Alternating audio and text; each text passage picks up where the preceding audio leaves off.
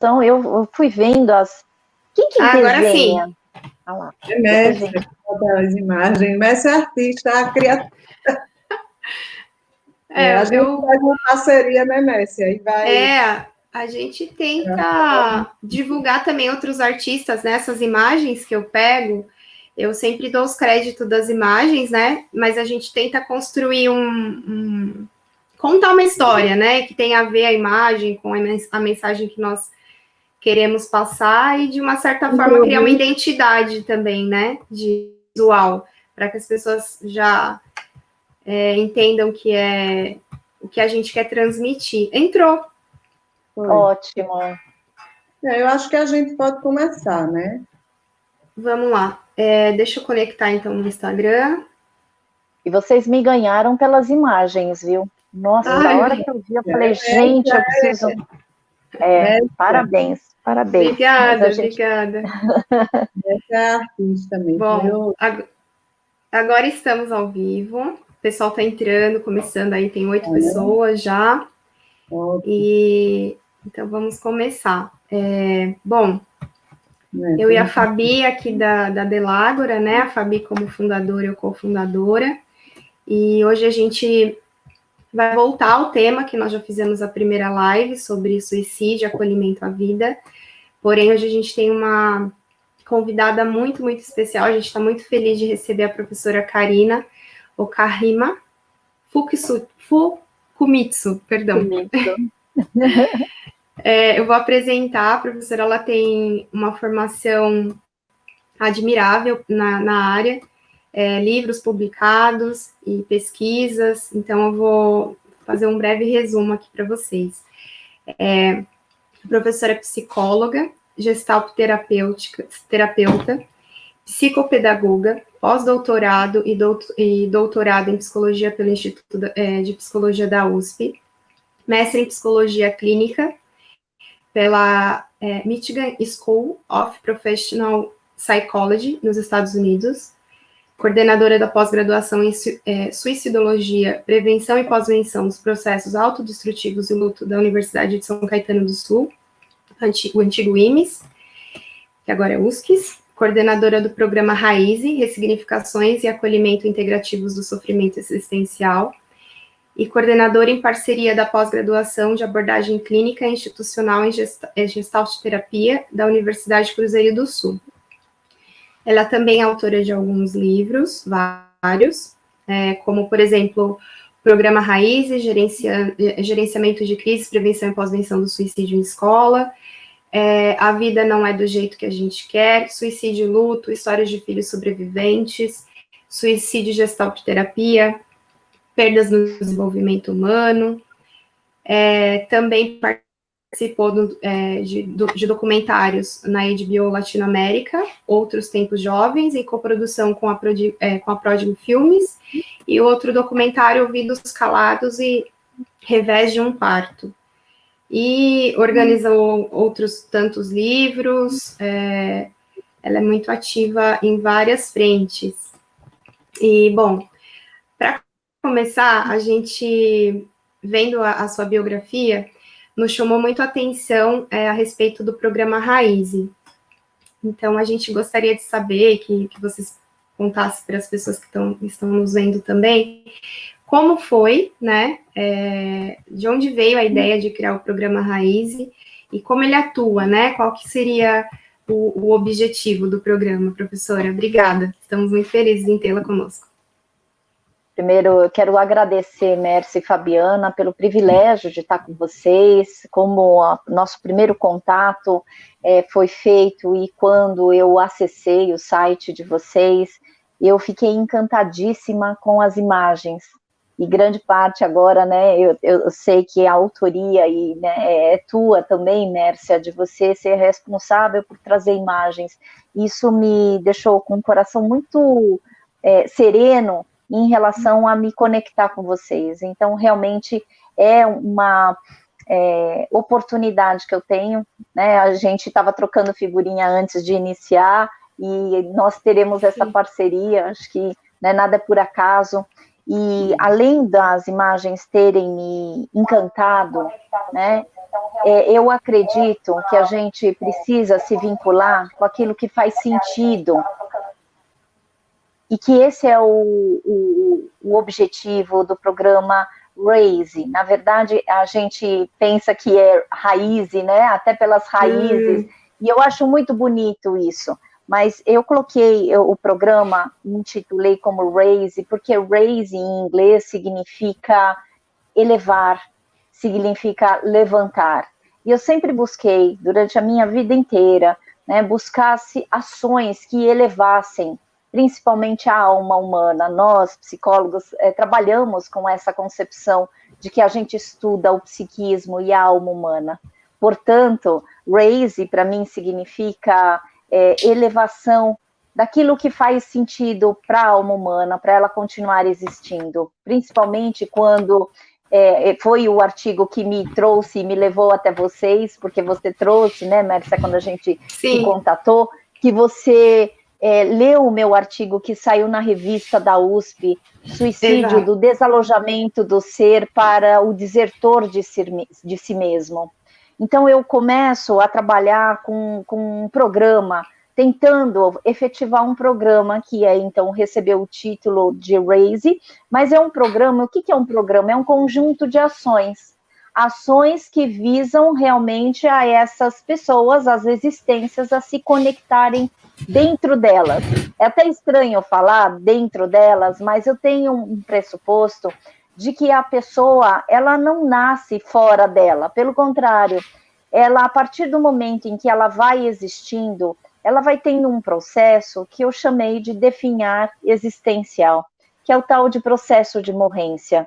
Muitas vezes a gente vai se desconectando da gente, e principalmente daquilo que nos faz sentido. Portanto, o programa Raise foi o resultado do meu pós-doutorado, que afinal, no meu pós-doc, eu consegui concluir, né, todo esse programa que eu imaginei e fui trabalhando aos poucos.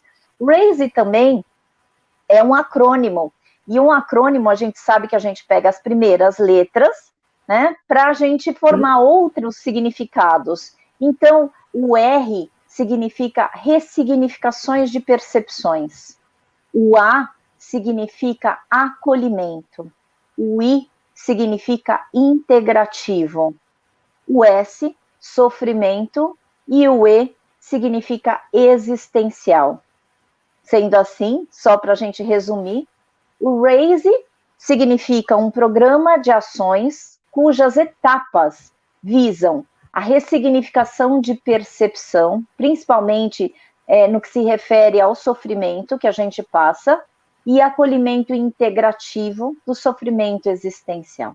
Percebam que, a partir desse programa de ações, eu começo a trazer uma proposta, principalmente no manejo do comportamento suicida, e também no enlutamento por suicídio. Por quê?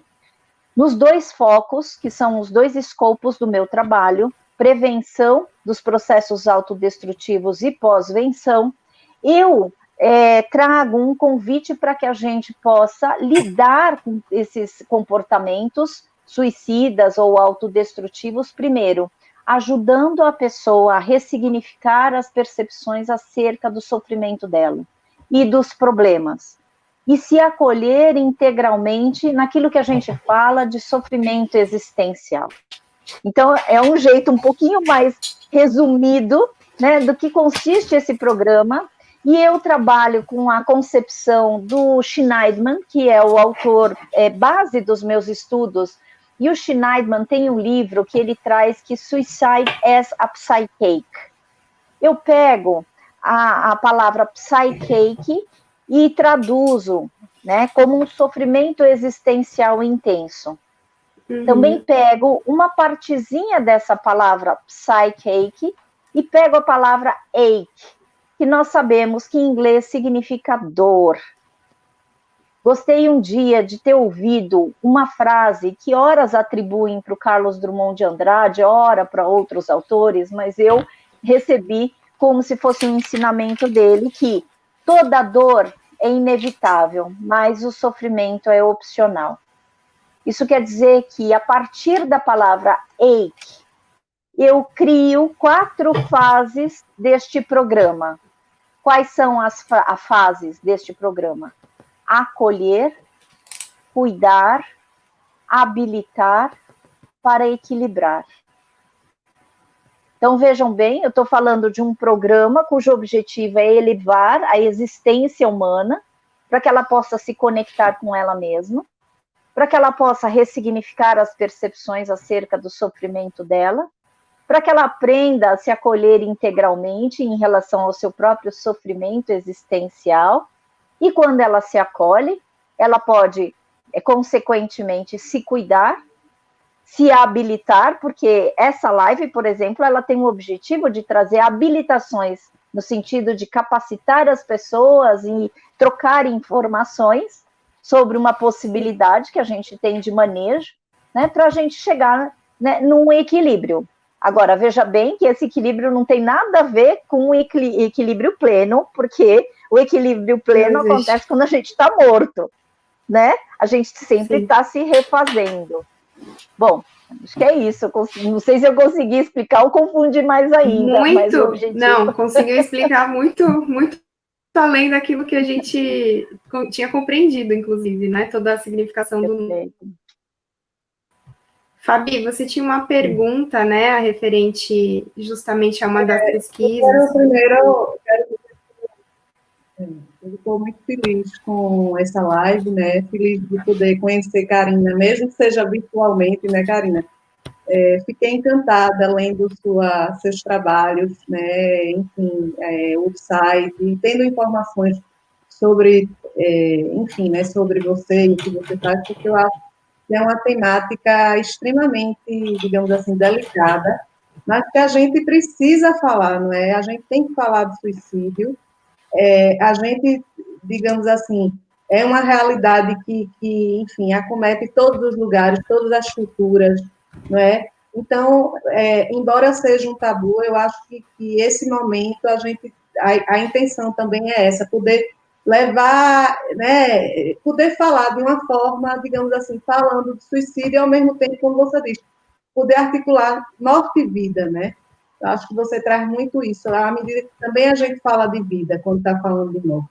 Então, Karina, eu queria, assim, perguntar um pouco, né, o que é que te levou, como é que você, essa coisa de trabalhar com a questão do suicídio, né, um tema tão delicado, né, se você podia explicar um pouquinho para a gente. O que me levou foi a alternância diária, principalmente quando eu era pequena, a partir dos meus 10 anos, de ver minha mãe tentando se matar. E quando eu falo alternância, entre luz e sombra, né? E assim, porque a minha mãe sempre foi uma pessoa muito alegre. Eu lembro da minha mãe artista, por isso que eu me encantei pelas tuas artes, pelo que vocês colocaram no Instituto, né? E ela sempre pintou muito, ela sempre fez muitas artes, ela cantava, ela era soprano, né? Tocava piano, professora de música, e ao mesmo tempo eu via a minha mãe num processo de morrência enorme. E esse processo de morrência, que é o que hoje eu falo, que o ápice do processo de morrência é o suicídio. Então, muitas vezes eu não compreendia como que uma pessoa tão alegre, tão artista, tão assim, artesã de coisas lindas que ela fazia, né, queria se matar. Aliás, né, eu nunca compreendi o porquê que a pessoa que tinha me dado a luz perdia a sua própria luz. E por isso o meu objetivo de fazer um programa que se destinasse, se dedicasse para a elevação dessa alma. E quando eu falo elevação, não é nada de onipotência, eu estou falando como um convite para a gente, sabe, se dar um up, assim, se dar aquela situação que às vezes a gente fala, nossa, a gente cai, às vezes a gente não tem esperança, e eu comecei a perceber que muitas vezes que minha mãe caía, ela não tinha forças para se levantar. E aí, então, todas as vezes que nós a levávamos para o hospital, nas tentativas de suicídio dela, nós, lógico, né, eu e minha irmã, a gente socorria pequenininhas, né, a gente ouvia comentários de profissionais da saúde horrorosos, principalmente que diziam respeito ao preconceito e ao tabu. Então, eu me lembro, pequenininha, prometendo para mim, eu não tinha noção que eu ia ser psicóloga, mas que eu ia mudar esse cenário. Eu me lembro, assim, bastante indignada, inclusive, com a condição da minha mãe ser maltratada, de ser desrespeitada. E isso eu falei assim, nossa, como é que as pessoas podem ser tão, assim, agressivas? E eu me lembro, assim, muito pequenininha, ficando indignada. Eu sempre fui uma Carininha muito revoltada, né? Até porque, assim, isso eu acredito que me ajudou. Sabe por quê, Fabiana? Porque hoje eu falo que uma das fragmentações do processo de morrência é a nossa incapacidade da gente ficar indignado.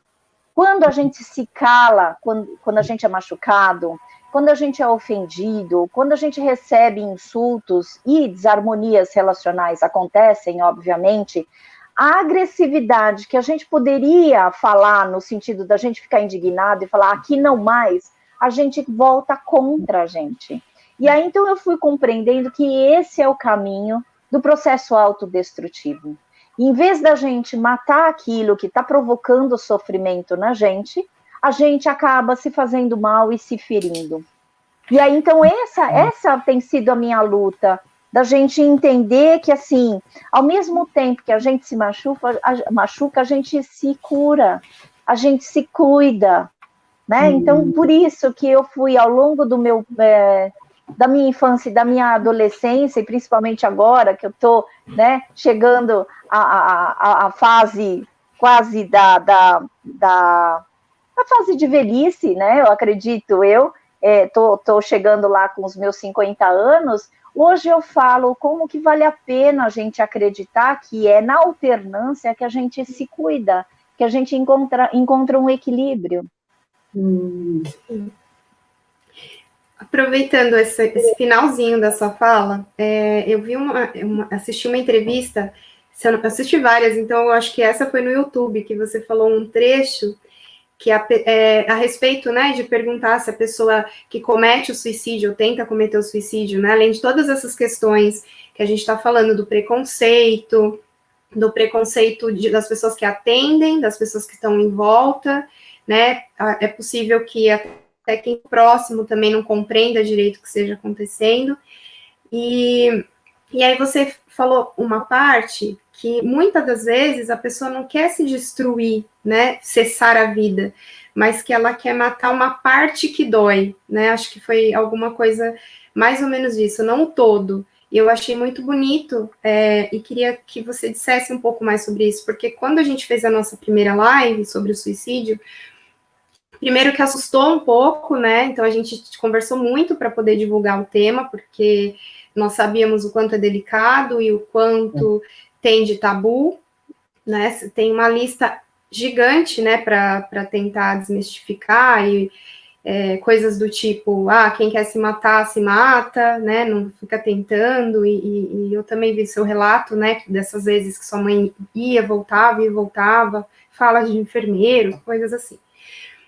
E, bom, isso, e a segunda parte, que você, já falando de manejo, né, que na clínica, tem uma frase de um relato, se eu não me engano é desse livro de relatos, né, de pessoas que tentam suicídio e na clínica, e aí você diz, não gostaria que você se matasse sem que me desse o direito de saber sobre seu desespero.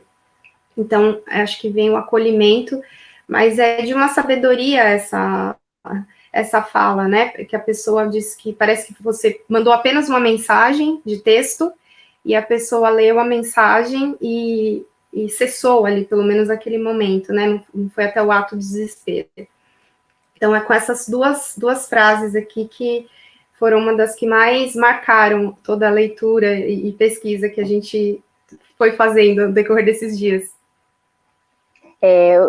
Assim, essa primeira colocação que você traz, né, ela faz parte de um ensinamento da própria Organização Mundial da Saúde, que uma das características do comportamento suicida é a ambivalência. E muitas vezes a gente pode chutar, isso não quer dizer, quando eu falo chutar, assim, a gente pode inferir, mas nem sempre isso faz sentido para as pessoas. Mas a gente pode entender que a pessoa não quer se matar por inteiro, ela quer matar aquilo que está provocando sofrimento. E aí, então, a Organização Mundial da Saúde, ela vai trazer que existe essa tal de ambivalência. E a ambivalência acontece, né, porque ela quer matar uma parte, mas ela se mata por inteiro. Ou seja, na tentativa de aniquilar aquilo que está provocando sofrimento, ela vai por inteiro, porque ela também tem uma fantasia. Muitas vezes, o próprio Cassorla, Roosevelt Cassorla, traz essa colocação e esse ensinamento, que a pessoa imagina, é uma fantasia inconsciente, de que ela vai perdurar apesar da morte dela. Ou seja, ela se matando, ela vai meio que castigar aquilo que ela gostaria de ter matado. Só que ela não se dá conta de que ela vai por inteiro. Isso quer dizer que a morte daquela parte, para a questão do suicídio, também significa a morte de uma pessoa por inteiro. Então, por isso que a gente tem que trabalhar com a pessoa, falando para ela que qual é a parte que te provoca sofrimento, o que supostamente a sua morte te resolveria. E aí a gente vai fazendo a questão da vinculação, é a nossa rede de proteção, é a rede de apoio que a gente pode oferecer para aquele que está em intenso sofrimento e que não consegue discriminar que a parte é o todo e o todo é a parte. Você entende? Quer dizer, existe uma certa confusão provocada por esta ambivalência e que a gente, através, né, e por meio da relação, principalmente terapêutica, aí que vale a pena a questão do manejo, mas que eu sempre extrapolo, não somente para os lados psíquicos, mas eu falo, gente, como faz diferença a gente poder estar sendo cúmplice dessa pessoa no sentido de não julgá-la, mas sim de falar, olha, eu quero entender com você qual é esse problema que está te provocando tanto sofrimento a ponto de você querer aniquilar a tua existência. Quem sabe a gente não consegue aniquilar o problema, mas não a sua existência. E muito do meu trabalho tem sido dessa forma, nessa direção, expandir e ampliar as possibilidades para que essa pessoa possa entender que o problema não pode matá-la. Na verdade, a gente que tem que matar e acabar com o problema. Ou seja, a destruição não pode vir contra a gente. Ela tem que vir naquele processo de indignação, de falar, eu não vou permitir que essa situação me mate. Pelo contrário, eu vou matar essa situação no sentido de não me permitir ficar naquilo que eu chamo de limbo existencial. E muitas vezes a gente fica no limbo, por quê? Porque a gente tem os 3Ds. Quais são os 3Ds? Isso é um ensinamento da Associação Brasileira de Psiquiatria. Desespero, desamparo e desesperança. A gente também tem os 3Is, que isso é ofertado pela Associação de Adolescentes, principalmente no trato de tentativas de suicídio. Eles começam a trazer que o problema é intolerável, interminável, insuportável. São os 3Is, né? Então, assim, tudo que fica redimensionado numa proporção bem maior faz com que a gente fale, bom, eu quero matar. E aí, na tentativa de matar, pela ambivalência, a gente acaba se auto-aniquilando. E eu falo a gente, sabe? Porque as pessoas não curtem muito quando eu trago essa conotação, mas como a Fabiana falou no começo, todas as vezes que eu falo de morte, de suicídio, eu preciso falar de vida. Isso quer dizer que, quando eu falo a gente, é um jeito, inclusive, de trazer que o suicídio, principalmente, todos os processos autodestrutivos dizem respeito ao ser humano. Isso quer dizer que todos nós... É inerente. E todos nós somos quase que obrigados a assumir protagonismo e responsabilidade existencial para o nosso bem-estar. Porque ninguém vai fazer pela gente o que a gente tem que fazer, principalmente em se tratando da nossa vida, da nossa existência, da nossa apropriação, para a gente ficar dentro da gente, né? Eu acho essa reflexão fantástica, Karen, né? Tudo isso que você diz de uma forma tão clara, numa clareza, né? E de fato, o tempo todo, apesar da gente estar falando de morte, você está trazendo a vida, né? E como nós, seres humanos, ou seja, o sofrimento acomete a todo mundo, né? Agora é a questão desse cuidar desse sofrimento, que eu acho que né, muitas vezes, enfim, deixa muito a desejar, enfim, as pessoas não sabem. Eu acho que a ideia também dessa live né, eu acho que também é orientar, né? Aliás, tem muita gente... Tem perguntas aqui. Eu alguns... posso fazer? Eu queria só dizer uma coisinha aqui que você coloca, que me chama... Quando eu li, né, eu li muita coisa, enfim, o que eu pude ler por internet, uma coisa me chamou muita atenção, Karina, que quando você diz, e é uma realidade, que não há algo, deixa eu ver, a formação dos profissionais de saúde, né, eu vou até ler, no prefácio do seu livro, Suicídio e Luto, Histórias de Filhos Sobreviventes, Maria Júlia Kovacs, ela comenta, né, que falar da morte é um tabu, embora se saiba que há um aumento no número de pessoas que cometem um ato de suicídio, sobretudo jovens. E o tema é oculto na formação dos profissionais de saúde. Isso me chama a atenção, inclusive, porque você diz que é um fenômeno multifatorial, pelo qual há a exigência de que se trabalhe também em conjunto, né? E você estava falando exatamente que muitas vezes há até um certo desrespeito, né, por parte de alguns profissionais, quando chega a pessoa, né, que fez uma tentativa. Então, de fato, isso é uma realidade, né? A gente, inclusive, dentro da nossa formação, né, a gente, eu acho que até não deveria ser, mas é um tabu. Não sei se você podia comentar algo a esse respeito, que quando eu li, eu digo, é verdade. De fato, a gente, não sei, eu acho que né, falta bastante mesmo, não se fala. Fala-se, mas eu acho que é insuficiente. Falta muito, infelizmente, principalmente aqui no Brasil, a gente está nos primeiros passos, a gente está como bebê nessa questão da prevenção, a gente não tem planos de políticas públicas, né? Então, assim, eu acho que realmente é muito... A gente fala, esbarra, e eu costumo falar que o meu maior desafio como suicidologista é o preconceito.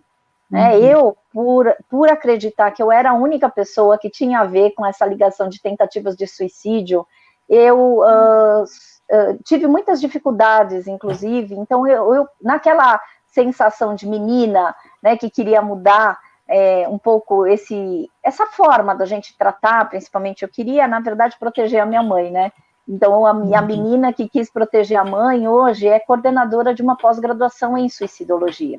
Então, aqui no Brasil, a gente tem essa pós-graduação que eu desenhei, não somente para os profissionais da saúde, mas para todas as pessoas que tinham qualquer tipo de graduação, porque eu acho que é um dever do cidadão, uma vez que eu entendo que todos nós sofremos, é um dever de todos nós, principalmente, né, da gente mudar o cenário.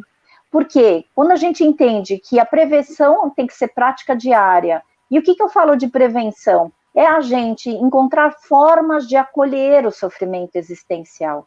E por isso que, assim, sempre foi meu sonho de consumo, que eu tenho agora me deleitado, sabe, Fabiana, de estar podendo ofertar essa habilitação para as pessoas que se interessam nesse caminho da prevenção. E da saúde existencial, não falo que é saúde mental somente, porque a gente não é só isso aqui, a gente é uma integração, né, e uma dimensão que a gente precisa considerar as várias dimensões. E aí, então, realmente, sempre foi o meu sonho de consumo fazer, né, e trazer uma formação para que a gente pudesse falar sobre manejo do comportamento suicida, acolhimento ao luto, né, seja lá ao luto ou luto por suicídio, que é a própria pós-venção. E eu, felizmente, fui acolhida pela Maria Júlia Kovacs, que é uma outra guerreira, no sentido, quando eu falo outra guerreira, eu não quero ficar falando, me gabando, tá? Mas, assim, é muito difícil a gente lidar com um assunto que é educação para a morte, educação para a gente falar dessas questões que todo mundo abomina. Só que a gente não pode fugir do que é nosso. Então, a Júlia, ela é uma das pessoas mais importantes aqui no Brasil, né, que é uma pessoa que trabalha com a educação para a morte. Isso quer dizer que, assim, ela trabalhando para a educação para a morte, eu, com a questão do suicídio, eu comecei a falar para a Júlia e falar para mim que eu gostaria de fazer uma educação para a vida. Porque quando a gente fala e dá autenticidade, incentivo para a pessoa, não é ficar tentando convencer a pessoa a ficar viva, porque muitas vezes o sofrimento é tão intenso que a gente não tem controle sobre, né, a vontade de morrer, mas é trazer que isso acontece com todos nós. Quem de nós não pensou num suicídio? Agora, a habilitação e essa live está me ajudando a explicar que pensamento suicida é muito diferente de ato suicida. Você entende? Tem uma trajetória que a gente, pensando, a gente imagina que já vai acontecer. Por isso que, primeiro, a gente tem que falar, a gente tem que cuidar, a gente precisa divulgar os sinais de alerta, mudança abrupta de comportamento, sabe, se desfazer dos bens materiais, tentar fechar pendências, comentários, eu gostaria que isso tudo se acabasse. Então, assim, isso é reflexo quando você traz, a gente realmente sofre um tabu, né? Eu tive muita dificuldade para publicar o meu primeiro livro, eu tive 3 recusas editoriais, sabe? E que as editoras falavam, você nunca vai vender esse tipo de livro, porque você vai mexer no vespeiro. Colegas psicólogos falavam para mim, você está preparada para ser rejeitada pelo campo da psicologia?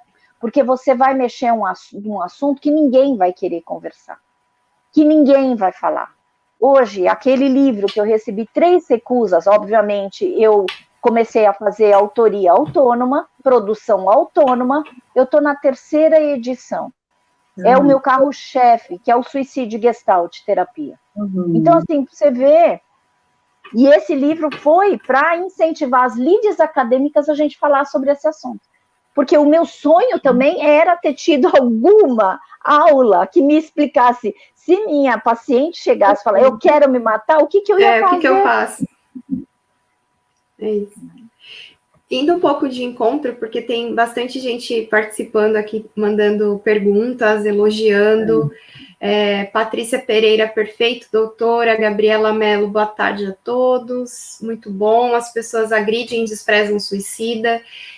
Márcia Maranhão, excelente reflexão, muito significativa. Sônia Vital, nobre o depoimento da doutora. E aqui eu vou com a primeira pergunta, é do Alexandre Cid Neto. Ele pergunta, como identificar... Ele mandou primeiro um abraço, disse que era para mandar um abraço, e agora ele pediu para responder essa questão. Como identificar sinais naqueles casos em que a pessoa nunca apresentou nenhum quadro suspeito? E acho que vai de encontro com a pergunta da Sônia Vital também. O suicida tem consciência dos 3Ds? Se não, como tirá-lo essa ideia de tirar a própria vida? Então, a gente precisa entender que nem sempre a gente consegue identificar os sinais de alerta. Por que eu falo isso? E eu estou fazendo uma frente muito grande durante esses tempos, principalmente esses últimos tempos, que a gente saiu agora do Setembro Amarelo, mas quando eu acredito que não deve bastar só o Setembro Amarelo, por isso que a gente está falando em outubro, então tem que ter um monte de meses aí, tem que ser de janeiro a janeiro, né? Mas, assim, nem sempre a gente consegue identificar. Por que eu estou trazendo isso? Porque isso traz muito sofrimento para, principalmente, os enlutados por suicídio. Mas é importante a gente divulgar quais são os sinais de alerta, tá? Então, assim, primeiro, quando eu falo assim, que nem sempre dá para a gente identificar, eu estou trabalhando e estou acolhendo, principalmente no quesito da culpa. A gente se sente muito culpado por não ter percebido. Mas, eu vou falar um negócio, nem sempre a pessoa que se matou deu sinais, e nem queria que você identificasse os sinais, tá? Então, para isso, eu sempre faço numa abordagem, principalmente da pós-venção, eu falo assim, imagina que você está fazendo um evento grandioso, e você não chama a pessoa para participar desse evento. Aí, a pessoa que vai no seu evento, sem ser convidado, se chama, penetra. Na minha época era o bicão, tá? Com o suicídio, a gente precisa pensar da mesma forma, fazendo uma analogia, assim, uma aproximação, porque, às vezes, o suicídio é o evento maior desta pessoa. porque ela está em intenso sofrimento e ela não vai dar pistas. Por isso que muitas vezes a gente não tem pistas. Agora, tem um fenômeno, na verdade, um sinal de alerta que eu nomeei, eu intitulei esse sinal de alerta como a falsa calmaria. E isso tem a ver com vários relatos, inclusive de enlutados, que falavam assim, mas Karina, ele parecia que estava tão bem, ele parecia que, nossa, ele antes falava direto que queria se matar, mas agora ele não fala.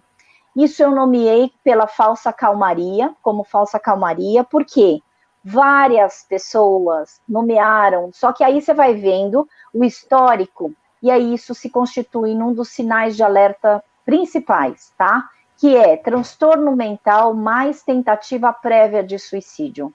Uma pessoa, se ela não fizer nenhum tipo de tratamento, ou seja, trabalho com medicação, trabalho com psicoterapia, encontrou algum outro sentido de vida, ela tentará de 6 meses a 1 ano novamente o suicídio.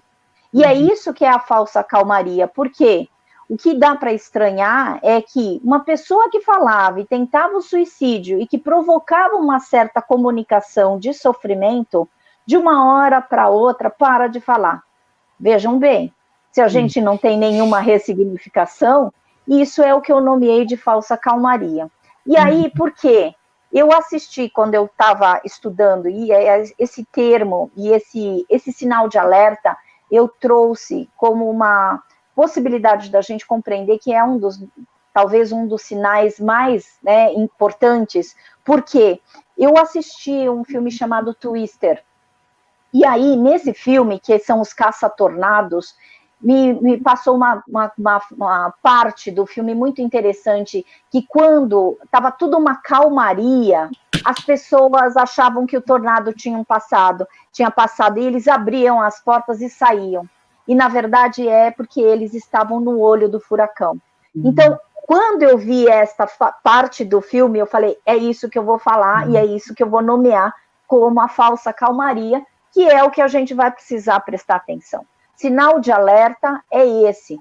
Quando a pessoa fica quietinha, a falsa calmaria é o interdito porque ela não quer ser interditada no planejamento.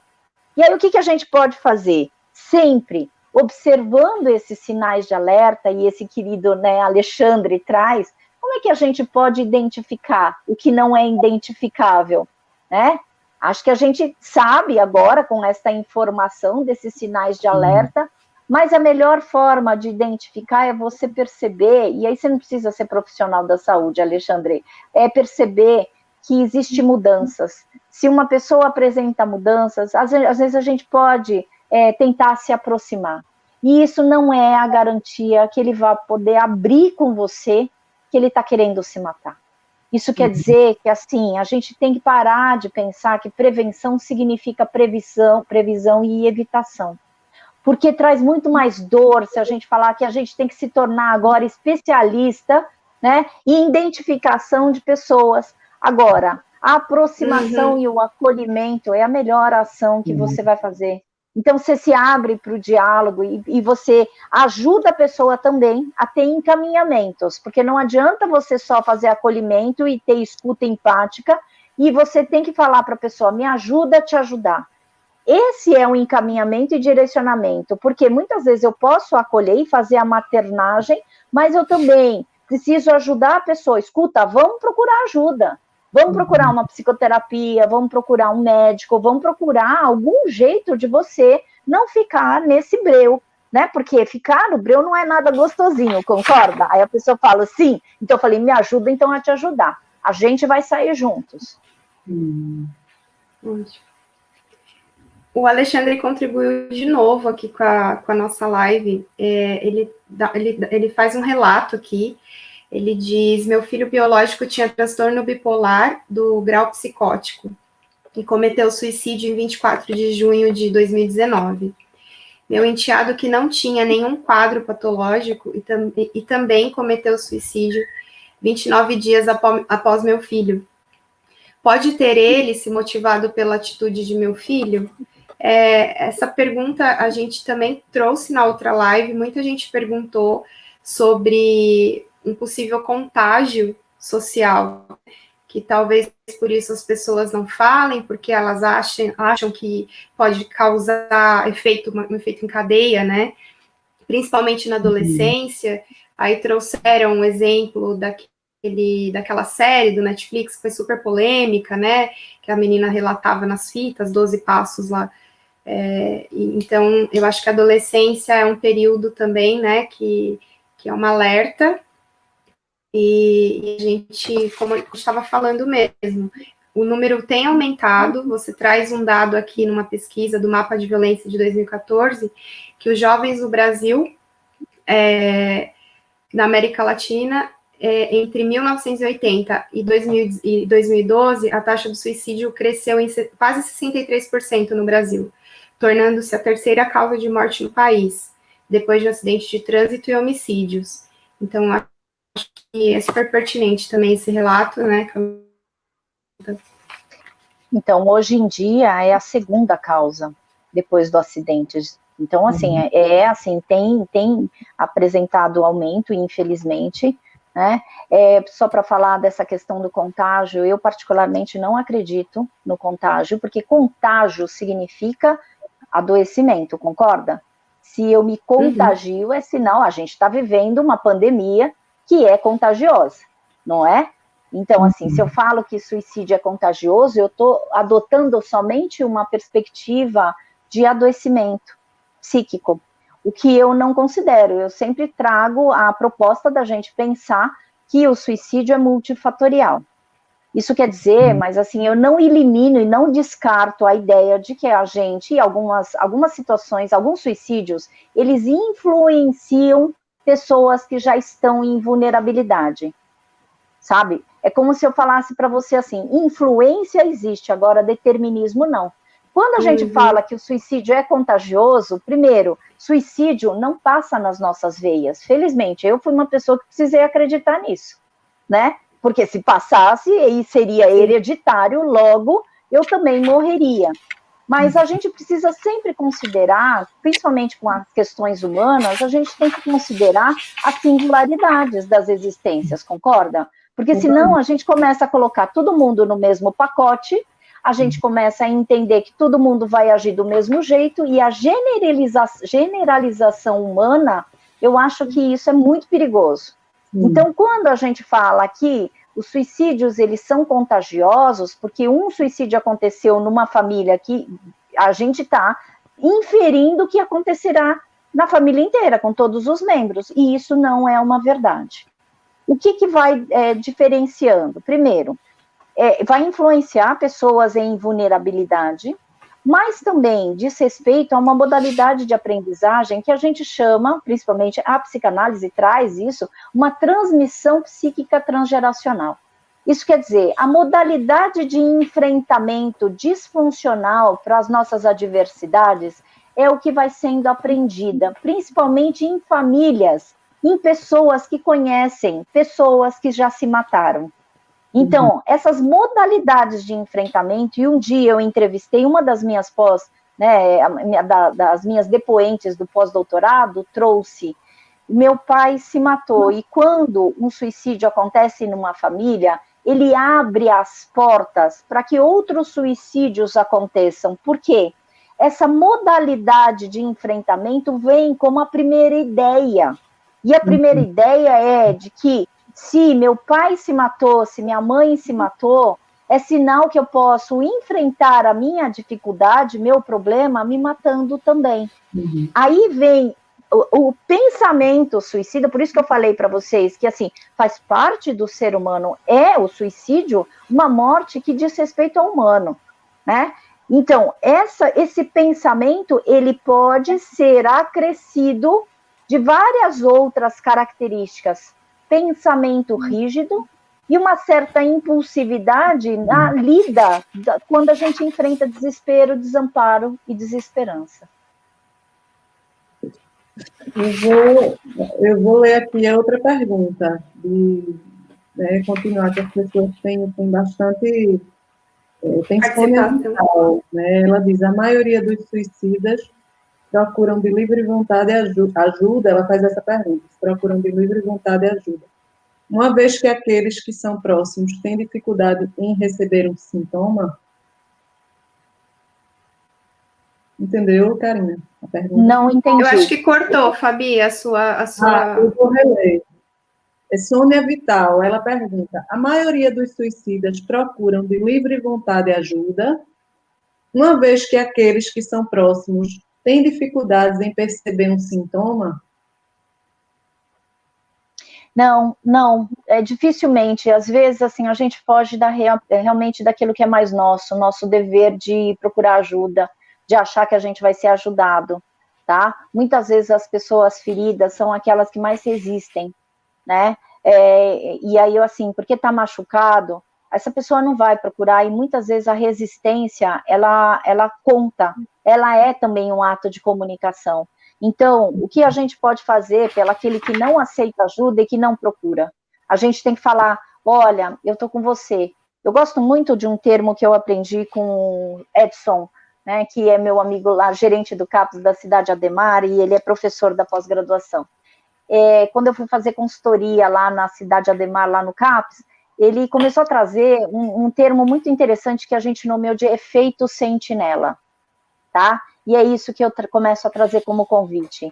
Aquele que não aceita ajuda merece um efeito sentinela de saber que tem alguém olhando para ele. Mas não é para você ser sombra, tá, Sônia? Mas, assim, a ideia é que você fale, você não está se ajudando, eu estou percebendo que você está em sofrimento, me ajuda a te ajudar, vamos embora junto para fazer as coisas acontecerem para você e para a tua existência. O que eu não posso deixar é ver que você está em sofrimento, né, e eu não fazer nada. Isso quer dizer que a minha proposta é eu estar com você nesse efeito sentinela para, se caso você quiser desabafar, você quiser conversar, porque eu também tenho uma premissa, que aí isso eu trabalho muito, que me ajuda no manejo. Quem não explode em adoecimento, implode em suicídio. Então, a gente tem que encontrar maneiras de escoamento, mesmo que seja gritar, quebrar alguma coisa lá fora, porque desde que você não se quebre e que você não se acabe, você entende? Então, assim, essa ideia da gente ajudar a pessoa a procurar ajuda e estimular é essencial. Indo de encontro, um pouco agora falando de um dado também que a gente encontrou num dos seus artigos, você diz que a estimativa mais comum revela que existem 6 sobreviventes, então você traz esse termo, né, sobreviventes, para cada morte por suicídio.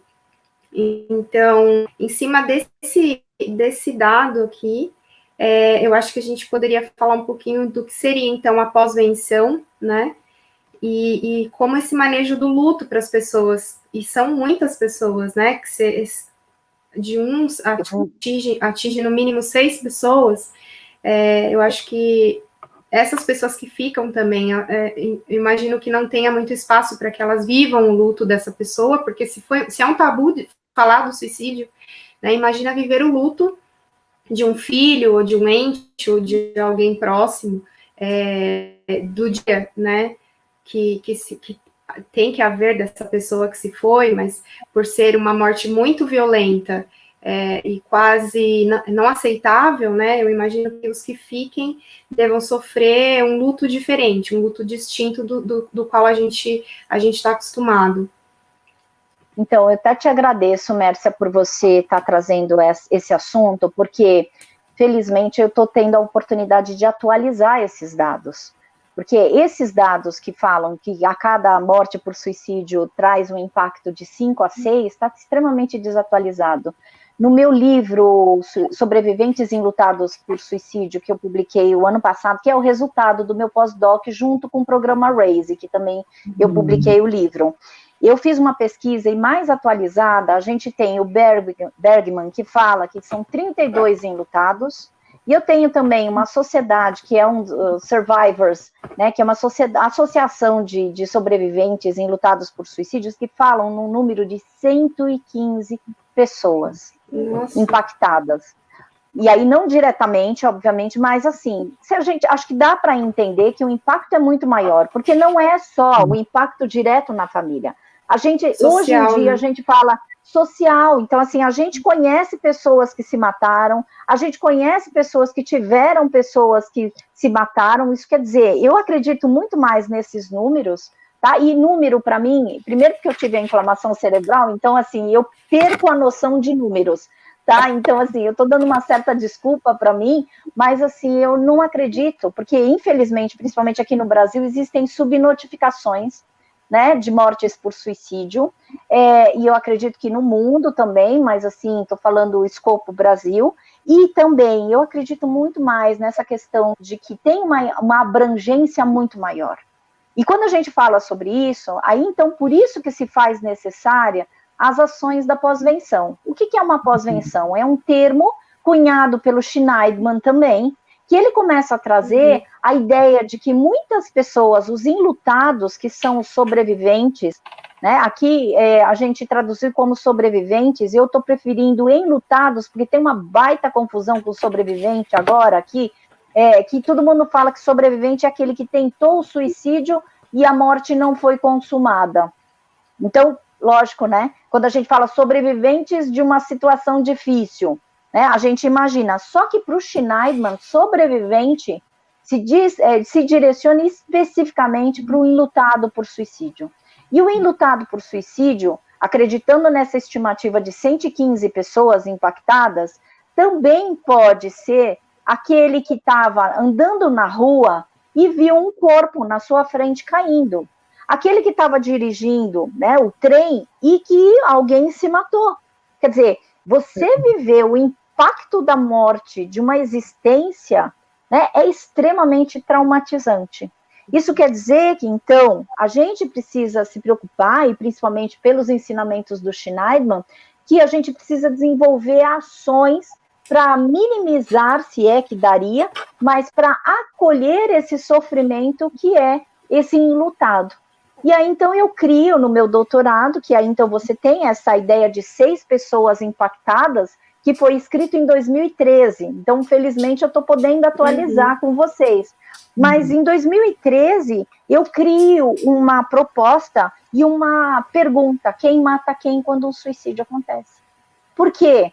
Meu também sonho de consumo é criar lugares, né? E hoje a gente tem lá no Instituto Sede Sapiens o grupo de enlutados por suicídio, que o Alexandre faz parte, felizmente, né? Então, assim, são pessoas que se juntam não para receber tratamento, né? Não para receber, mas para receber acolhimento, porque eles precisam ter lugares e pares, né? Nesse sofrimento. E aí eles se sentem extremamente compreendidos, porque uma pessoa que fala, nossa, eu vi tanta besteira quando uma pessoa se matou, o meu amor se matou, e aí assim, porque você vai ter outro filho, porque você vai sair dessa. Não, não é assim que a gente cuida da pós-venção. O acolhimento, ele precisa ser garantido na sua devida proporção de dor. Isso quer dizer, toda a dor vai envolver uma ação de acolhimento.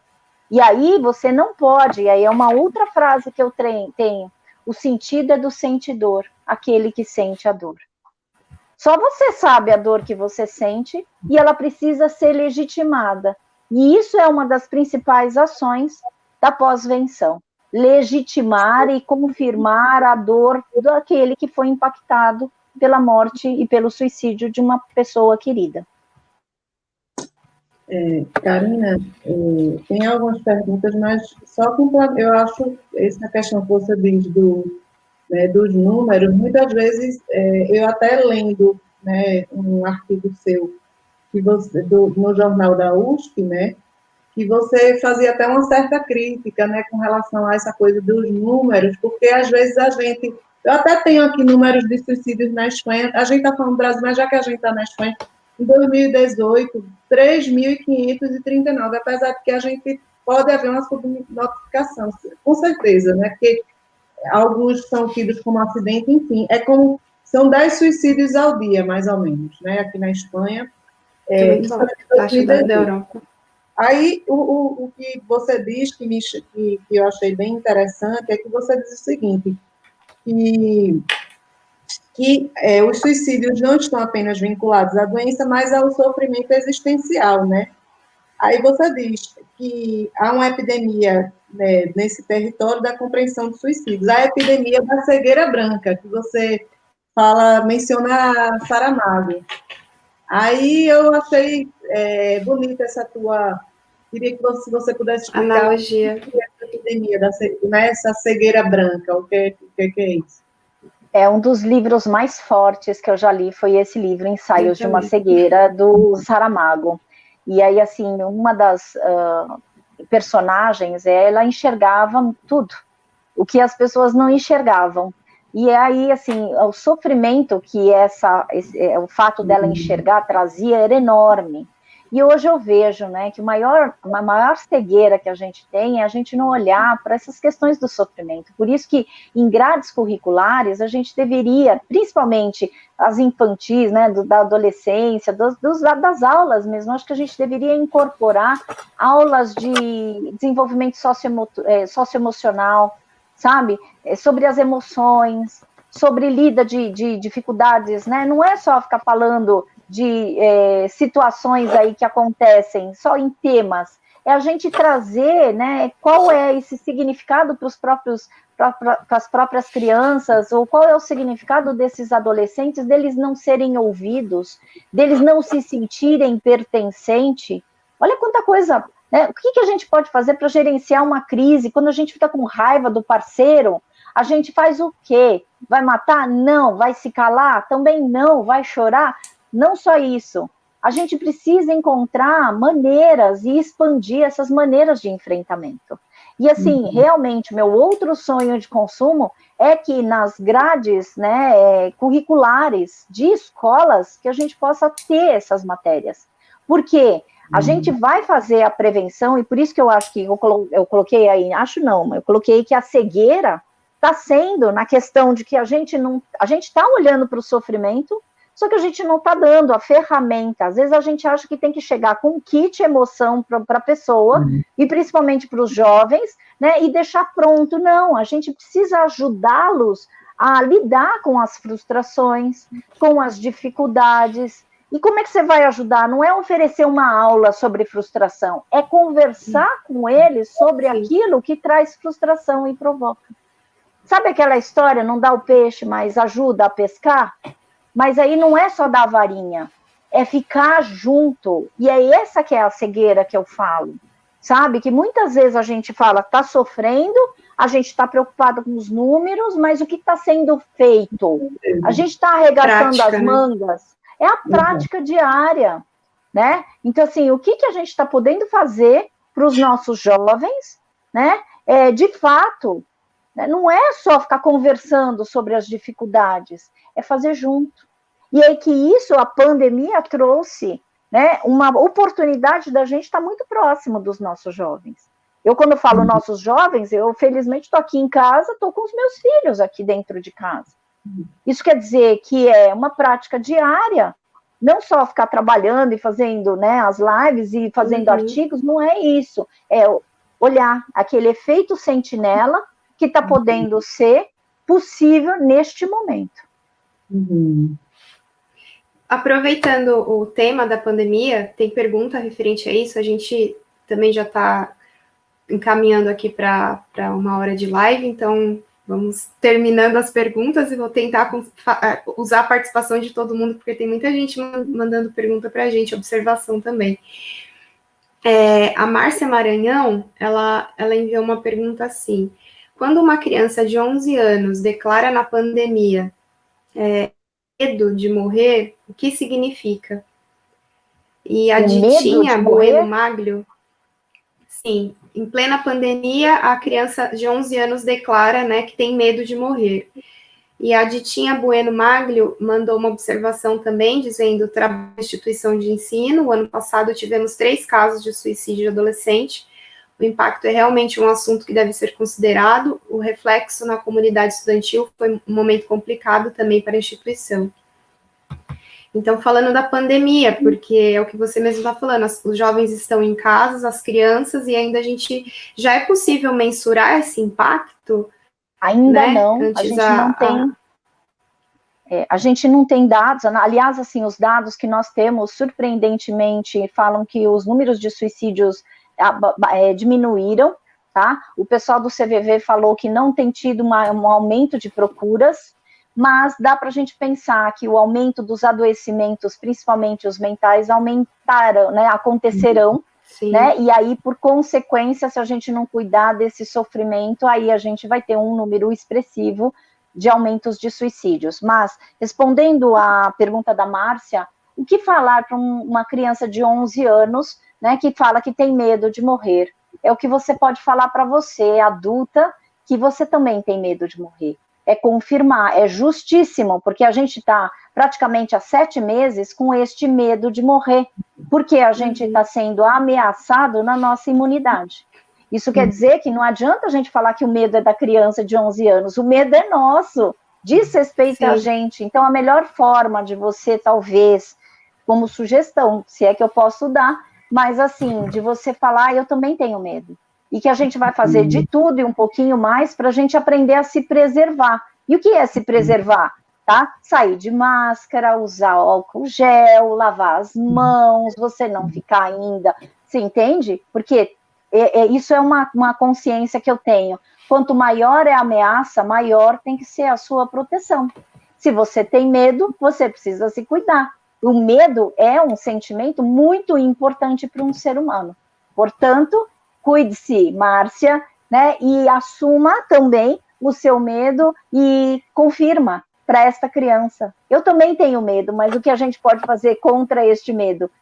A gente se cuidar, né? Sim. Fabi, você tem alguma pergunta? Para a gente já finalizando. Muita coisa, né? Pergunta eu tenho.